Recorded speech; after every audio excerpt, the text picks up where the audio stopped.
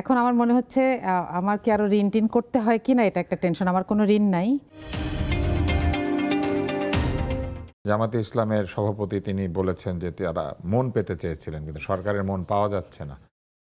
যে সংসদে বলেছিলেন যে কি করলে আপনাদের মন পাবো, তা আন্দোলন করলে কি মন পাওয়া যাবে? তখন তো মন আরো পাওয়া যাবে না। না, একমাত্র টার্গেট তো ওইটা না।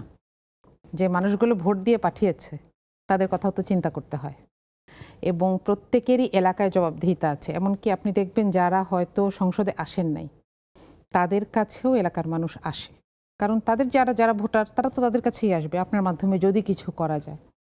তো এই চাপটা তো তারাও ফিল করেন।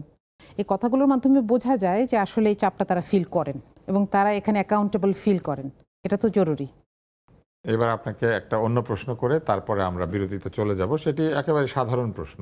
সবসময় সংসদ সদস্যরা নির্বাচিত হলেই পত্রিকা এবং সাংবাদিকরা কার কত টাকা আছে এটা খুঁজে বের করার চেষ্টা করেন, কে কোটিপতি কে গরিব। তো যখন তারা বলেন যে এতজন কোটিপতি, সাথে কিন্তু এটাও বলা হয় যে অতজন কোটি টাকা নাই, মানে তারা একটু দরিদ্র। তো এটা আবার কেউ লেখে না যে এতজন দরিদ্র, এতজনের কোটি টাকা নাই।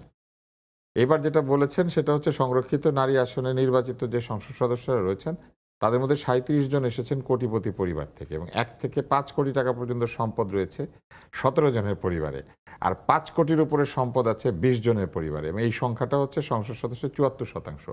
আপনি কি এদের মধ্যে আছেন? না, আপনি নাহি। তার মানে আপনি হচ্ছেন এই ৭৪%-এর বাইরে। বাইরে ওই মানে আপনি ২৬। আমাদের মতো সাধারণ। জি, মানে জামাতের আমি শিওর না আপনি সাধারণ কিনা। আমি প্রুভড যে আমি মানে সাধারণ। জামায়াত ইসলামের ১২ জনের মধ্যে ১০ জন কিন্তু কোটিপতি গ্রুপে, তার মানে সংখ্যালঘু ২ জনের একজন আপনি। হ্যাঁ, মানে আচ্ছা, হতে পারে। একেবারেই ভালো লাগলো শুনে আপনার এই কথাটা, এবং আপনি খুব হাসি মুখে বলেছেন। কিন্তু একই সাথে আরেকটা বিষয় হয়, সেটি হচ্ছে মানুষের একটা দাবি থাকে যে যারা প্রথম সংসদ সদস্য হবেন বা হয়েছেন তারা আবার একটা পর্যায়ে গিয়ে পরেও তারা বলবেন যে সংসদে থাকা অবস্থায় তারা কোটিপতি হয়ে গেলেন কিনা। আপনার কি মনে হয় আপনার কোটিপতি হওয়ার সম্ভাবনা কতটুকু? আমি তো কিছুই জানি না, জানছি আস্তে আস্তে। তো এখানে স্যালারি, আমি আগে একটা জবে ছিলাম, এখনো ছাড়িনি, কিছু প্রসেসিং সেই চলছে। আমার তো ধারণা তার চেয়ে আপনি এখন কম বেতন পাচ্ছেন। হ্যাঁ, ঠিক। In a sense. In a sense তাই।